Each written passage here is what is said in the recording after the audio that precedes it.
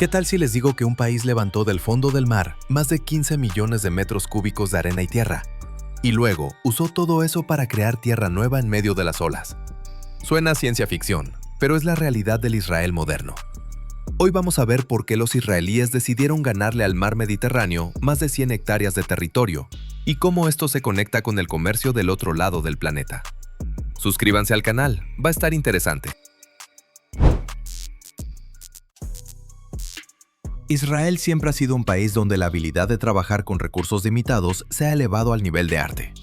Los desiertos se transforman en tierras de cultivo, el agua de mar desalinizada fluye por las llaves de cada casa, y las tecnologías de riego por goteo se exportan a todo el mundo.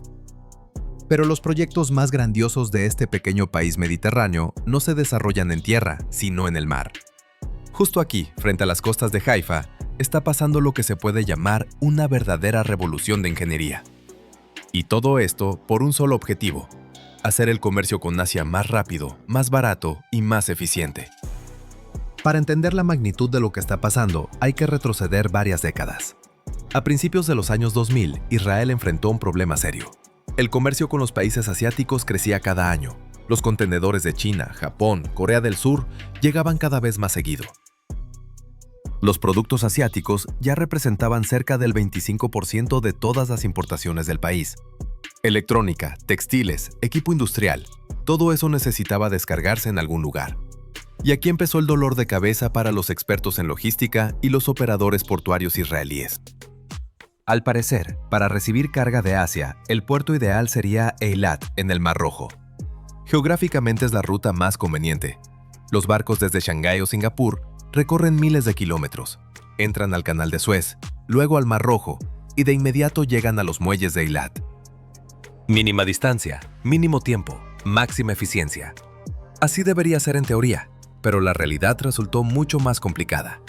El puerto de Eilat simplemente no podía recibir físicamente los buques portacontenedores gigantes modernos que se volvieron el estándar del comercio marítimo mundial. Lo que pasa es que los barcos modernos clase Post-Panamax pueden transportar hasta 15,000 contenedores de 20 pies en un solo viaje. Su calado, o sea la profundidad a la que se hunden en el agua, llega a los 15 metros, y la profundidad de los muelles en Eilat era de solo unos 10 metros. Aritmética simple. Ese tipo de barco simplemente encallaría. Se podría haber hecho dragado, hacer el puerto más moderno, capaz de recibir estos barcos gigantes. Pero aquí surgía toda una cadena de otros problemas, cada uno capaz por sí solo de acabar con todo el proyecto.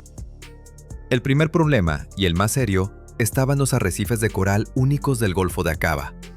Este es uno de los ecosistemas de coral más al norte del planeta, una verdadera maravilla natural. Aquí viven cientos de especies de peces, moluscos, crustáceos, creando una biodiversidad increíble. Cualquier trabajo a gran escala de profundización del fondo significaría una sentencia de muerte para este frágil ecosistema. Las dragas levantarían del fondo toneladas de lodo y sedimentos que luego se depositarían sobre los corales, literalmente ahogándolos. El cambio de las corrientes marinas destruiría el equilibrio que se formó durante milenios. Las organizaciones ecológicas estaban completamente en contra de esta modernización. Pero incluso si se hubiera podido llegar a algún acuerdo con los defensores de la naturaleza, quedaba el segundo problema, económico. La costa de Eilat ya se había transformado en un paraíso turístico. Hoteles, centros de buceo, restaurantes, toda la economía local depende del turismo. Imagínense a los turistas que en lugar de olas azules y arrecifes de coral, ven desde las ventanas de sus habitaciones dragas, barcazas de construcción y portacontenedores gigantes descargando justo en la playa. La cantidad de turistas inevitablemente habría caído, y con ella los ingresos de los negocios locales. El tercer problema tenía que ver con la geografía misma de Israel. Eilat está ubicado en el extremo sur del país, mientras que las ciudades principales, Tel Aviv, Jerusalén, Haifa, están a más de 250 kilómetros al norte. Y aquí viene lo más interesante. Entre Eilat y las regiones centrales del país no hay conexión ferroviaria. Toda la carga tendría que transportarse en camiones a través del desierto de Negev hasta la estación de tren más cercana en Beerseba. Eso es lento, caro y muy poco eficiente. Cada kilómetro extra sobre ruedas aumenta el costo del producto para el consumidor final. Claro, se podría haber construido un ferrocarril, pero eso requeriría inversiones astronómicas para tender vías a través del desierto. Las autoridades israelíes se encontraron ante una decisión difícil. Se podía seguir usando Eilat como estaba, limitándose a barcos pequeños, pero entonces el país perdería competitividad en el comercio mundial.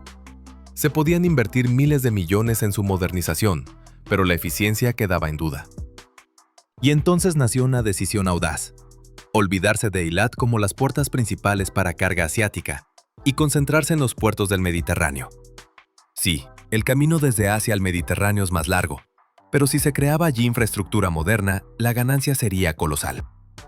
La elección recayó en Haifa, la ciudad portuaria más grande del norte del país. Aquí estaban todas las ventajas: cercanía a los principales centros económicos, red de transporte desarrollada, conexión ferroviaria, autopistas. Solo faltaba convertir un buen puerto en uno excepcional. En 2005, arrancó la primera etapa de la gran modernización. Comenzó la construcción de la Terminal Carmel. El proyecto parecía ambicioso, incluso para los estándares de un país acostumbrado a grandes logros de ingeniería. Lo primero era resolver el problema de la profundidad. A las costas de Haifa llegaron barcos especializados, dragas y dragas succionadoras. Estas máquinas gigantes empezaron a levantar metódicamente del fondo del mar Mediterráneo arena, lodo y rocas duras. Día tras día, semana tras semana, las dragas bajaban sus cubos al fondo marino. Las dragas de cangilones múltiples trabajaban como excavadoras gigantes, solo que bajo el agua. Una cadena continua de cubos se movía en círculo, raspando el material del fondo y subiéndolo a la superficie. Luego este material se transfería a barcazas que lo llevaban a lugares designados. Al mismo tiempo trabajaban dragas succionadoras autopropulsadas, un tipo de equipo más moderno.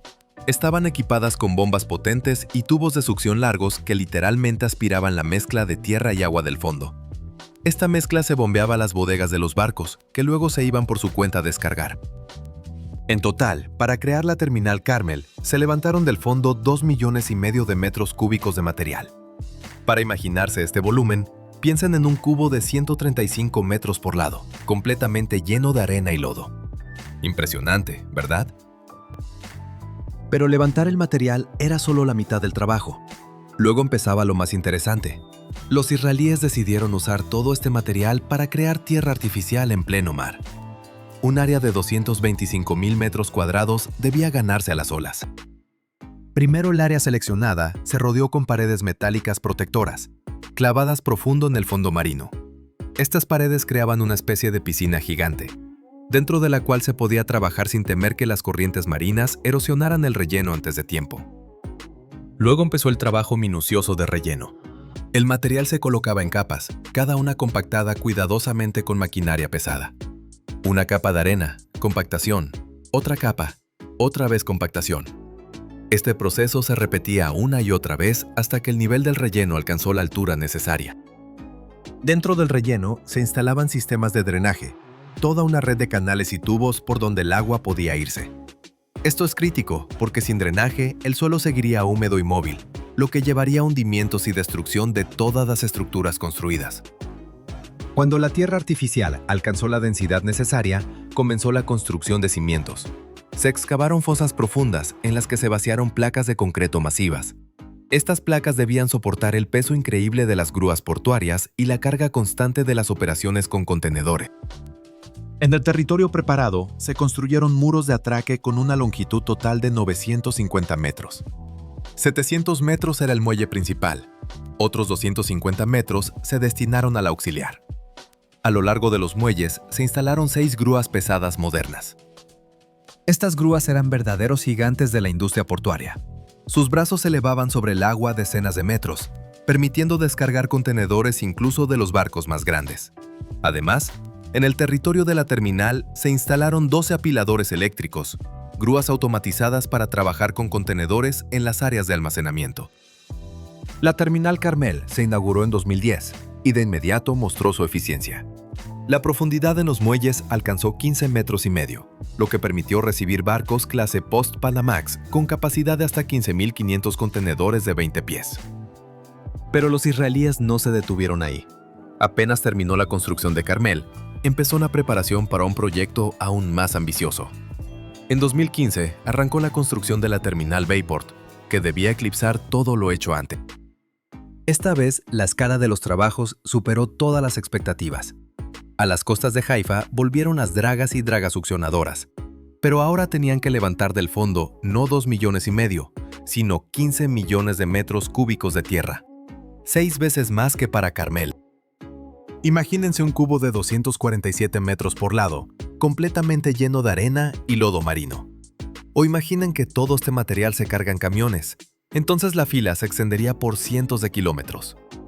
Exactamente tanto material se levantó del fondo del Mediterráneo.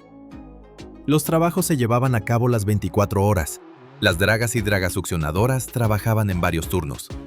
El fondo marino se profundizaba gradualmente, alcanzando 17,5 metros. Esta profundidad era crítica porque Bayport se diseñó para recibir portacontenedores ultragrandes clase ULCB. Estos barcos gigantes pueden transportar hasta 18,000 contenedores de 20 pies en un solo viaje. Su longitud supera los 400 metros y su calado llega a 16 metros. Sin profundidad suficiente, estos barcos simplemente no podrían acercarse al muelle. De los 15 millones de metros cúbicos de material levantado, 5 millones se llevaron y depositaron en otro lugar del fondo marino, donde no estorbaba la navegación. Y los 10 millones de metros cúbicos restantes se usaron para crear otra isla artificial de 84 hectáreas. La tecnología para crear esta tierra artificial se perfeccionó comparada con Carmel. En el perímetro de la futura isla se clavaron paredes metálicas potentes, creando una barrera confiable contra las olas y corrientes marinas. Luego, dentro de este espacio se construyeron divisiones temporales. Estas divisiones partían el área enorme en secciones separadas que se llenaban por turnos. Esto permitía controlar mejor el proceso de asentamiento del suelo y aseguraba compactación uniforme en todo el territorio. Cada sección se rellenaba por capas con compactación cuidadosa. Brodillos pesados y placas vibradoras pasaban metódicamente por cada capa, exprimiendo el agua y aire de la arena, transformando la masa suelta en una base sólida. Los sistemas de drenaje trabajaban sin parar, sacando el agua y acelerando el proceso de consolidación del suelo. Cuando el relleno alcanzó la altura de proyecto y la densidad necesaria, comenzó la construcción de cimientos masivos. Se vaciaron placas de concreto enormes y parrillas que debían soportar el peso de grúas portuarias gigantes y las cargas dinámicas constantes de su trabajo. En la isla artificial, se construyeron muros de atraque capaces de recibir los barcos más grandes del mundo. A lo largo de los muelles se instalaron grúas supermodernas, de las más grandes y potentes de la industria portuaria mundial. Su capacidad de carga y velocidad de trabajo impresionaban. Estas grúas podían procesar varias decenas de contenedores por hora de un solo barco, lo que reducía radicalmente el tiempo de permanencia. Y el tiempo es dinero en el mundo de la logística marítima. Cada hora extra de permanencia del barco en puerto le cuesta a los armadores miles de dólares. Detrás de los muelles se extendieron amplias áreas de contenedores equipadas con apiladores automatizados. Estas grúas robotizadas trabajaban según programa, moviendo, clasificando y apilando contenedores por su cuenta. La intervención humana se necesitaba mínima. Se creó un sistema automatizado de puertas de entrada para camiones. Cámaras especiales leían las placas, la electrónica verificaba documentos, las barreras abrían automáticamente. Se evitaron filas y embotellamientos gracias a la alta velocidad de procesamiento de cada vehículo. Se construyó una red vial ramificada dentro de la terminal que se conectó directamente con las autopistas nacionales. Se tendieron nuevas vías de tren conectadas con la red nacional. Ahora los contenedores podían salir del puerto tanto en camiones como en trenes. Se levantaron edificios administrativos modernos, instalaciones técnicas, subestaciones eléctricas. Toda la terminal recibía suficiente energía para operar todo el equipo, desde las grúas gigantes hasta los sistemas de iluminación y clima en las oficinas. Pero incluso con toda esta grandiosidad quedaba un problema. El mar ataca constantemente cualquier estructura hecha por el hombre. Olas, corrientes, tormentas, todo esto lenta pero seguramente destruye el concreto y el metal. La isla artificial y los muelles necesitaban protección. Y los israelíes crearon otro proyecto a gran escala dentro del proyecto. Un sistema de rompeolas que se convirtió en una maravilla de ingeniería. El rompeolas principal existente se extendió 882 metros, pero esto no era suficiente para proteger completamente la nueva terminal. Se construyó un rompeolas auxiliar de 2 kilómetros 100 metros de largo. Su construcción incluyó elementos de relleno de rocas grandes y secciones de cajones de concreto armado. Estos cajones se fabricaban en tierra, luego se botaban al agua y se remolcaban al lugar de instalación. En el lugar los cajones se llenaban con arena y concreto. Después se bajaban al fondo marino donde quedaban como cubos gigantes, formando un muro infranqueable para las olas. Sobre estos cajones se colocaban capas adicionales de rocas grandes para reforzar la estructura. En total, para la construcción de los rompeolas, se usaron alrededor de 43.300 elementos protectores de concreto de varios tamaños y pesos, más 5.300.000 toneladas de piedra. Estas cifras hablan por sí solas de la escala de las estructuras protectoras. Los rompeolas funcionan como escudos gigantes, recibiendo el impacto de las olas y dispersando su energía. Claro, se van destruyendo gradualmente, pero eso está contemplado en el proyecto. Es mejor reparar rompeolas que reconstruir muelles y grúas después de cada tormenta seria. Además de proteger de las olas, los rompeolas cumplen otra función importante. Protegen el área del puerto de sedimentos. Las corrientes marinas constantemente traen lodo y arena que podrían depositarse en el fondo y reducir la profundidad. Los rompeolas frenan las corrientes, haciendo que los sedimentos se depositen fuera del puerto. Bayport se inauguró y de inmediato se convirtió en la joya de la infraestructura portuaria israelí. Junto con Carmel, transformó a Haifa en uno de los puertos más modernos y eficientes del Mediterráneo Oriental. La capacidad alcanzó 1,5 millones de contenedores de 20 pies al año. Claro, esto está lejos de los gigantes mundiales como Shanghái, que procesa 47 millones de contenedores al año. Pero para un Israel relativamente pequeño, esto es un logro colosal. Y lo principal, ahora el país podía recibir los portacontenedores más grandes del planeta. La posibilidad de recibir barcos ultragrandes daba un ahorro enorme a todos los participantes del comercio. En lugar de enviar 2 o 3 barcos más pequeños, se podía cargar un portacontenedores gigante. Los gastos de combustible, sueldos de tripulación, tarifas portuarias caían drásticamente. Este ahorro se reflejaba en el costo final de los productos. Electrónica de China, textiles de Vietnam, equipo industrial de Corea del Sur.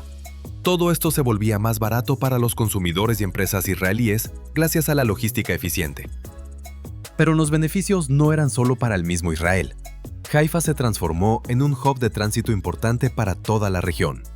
La carga de Asia ahora se descargaba en Haifa y luego se redistribuía en barcos más pequeños para entrega a otros puertos mediterráneos. Grecia, Chipre, Egipto, incluso algunos puertos de Turquía empezaron a recibir productos asiáticos a través de Haifa. En 2012 llegó al puerto el portacontenedores gigante MSC Golden Gate. Durante la estadía se realizaron unas 1.600 operaciones de carga y descarga de contenedores. La velocidad promedio fue de 191 contenedores por hora, lo que era un excelente indicador para ese tiempo. Entre los productos descargados había un lote grande destinado a Egipto, para el puerto de Alejandría. Haifa se convirtió en la puerta al Mediterráneo Oriental para carga de Asia. Este título traía no solo prestigio, sino dinero real. Cada contenedor que pasaba por el puerto significaba tarifas portuarias, pago por manejo, ingresos por servicios. La economía local recibió un impulso poderoso de desarrollo. La automatización y equipamiento tecnológico de las nuevas terminales redujeron significativamente el tiempo de procesamiento de barcos. Si antes un portacontenedores podía estar en puerto varios días, ahora este plazo se redujo a un día o menos para algunas operaciones. Menos demora significaba menos pérdidas para todos los participantes de la cadena de suministro. Los productores en Asia podían recibir más rápido el pago por la mercancía. Los importadores en Israel y países vecinos recibían más rápido los pedidos. Los consumidores veían más rápido las novedades en los estantes. Para la economía interna de Israel, la modernización de los puertos significó la creación de miles de nuevos empleos. Operadores de grúas, despachadores, choferes de camiones, expertos en logística, trabajadores de almacenes, mecánicos que dan servicio al equipo, especialistas en sistemas informáticos, todos encontraron trabajo. Se desarrollaron industrias relacionadas, empresas de transporte, firmas logísticas, almacenes, talleres de reparación, compañías de seguros especializadas en transporte de carga. Todo este ecosistema creaba actividad económica y bienestar. El norte del país, donde está ubicada Haifa, recibió un estímulo poderoso de desarrollo. La ciudad reforzó sus posiciones como centro industrial y comercial, atrayendo inversiones y personal calificado. La brecha entre el centro y la periferia empezó a reducirse. Interesante que todavía a principios de los años 2000 se discutía un proyecto completamente diferente que podría haber cambiado todo el panorama. ¿Recuerdan los problemas del puerto de Eilat? Bueno, los israelíes entonces se preguntaron, ¿Qué tal si en lugar de modernizar el puerto existente, se construye uno completamente nuevo? Nació el proyecto llamado Puertas del Sur. La idea era verdaderamente revolucionaria. Trasladar el puerto de Eilat tierra adentro, hacia el norte, a una distancia de unos 4,5 kilómetros de la ciudad. El puerto se planeaba construir en una zona especialmente preparada en el desierto. La conexión con el Golfo de Aqaba debía hacerse a través de un canal artificial de 4 kilómetros de largo y unos 100 metros de ancho. Este canal cortaría el desierto, permitiendo a los barcos entrar al nuevo puerto ubicado lejos de la zona turística y los arrecifes de coral. Las ventajas parecían obvias. La zona turística se liberaba completamente de la actividad portuaria. Las playas y hoteles ya no estarían junto a barcos de carga. Los arrecifes de coral quedaban intactos porque el canal se trazaría en otro lugar donde el ecosistema no era tan vulnerable. El nuevo puerto se podía construir desde cero, usando las tecnologías y diseños más modernos. No habría que adaptarse a la construcción existente y limitaciones del puerto viejo. Parecía la solución perfecta de todos los problemas. Sin embargo, el proyecto se quedó en el papel. La primera y principal razón fue el costo astronómico. Los expertos evaluaban los gastos en más de $3,000 millones. Excavar un canal de 4 kilómetros en el desierto, construir un puerto nuevo desde cero, crear toda la infraestructura necesaria. Todo eso requería inversiones colosales. Pero ni siquiera el dinero fue el principal obstáculo. La falta de apoyo político acabó con Puertas del Sur. Distintas fuerzas políticas no lograron ponerse de acuerdo. Las prioridades cambiaban, el proyecto se postergaba y después se congeló definitivamente. Tal vez si Puertas del Sur se hubiera realizado, la historia de la infraestructura portuaria israelí habría sido diferente. Eilat podría haberse convertido en las puertas modernas para el comercio asiático, y Haifa habría seguido siendo un puerto importante, pero no el principal del país. Pero la realidad dispuso de otra forma.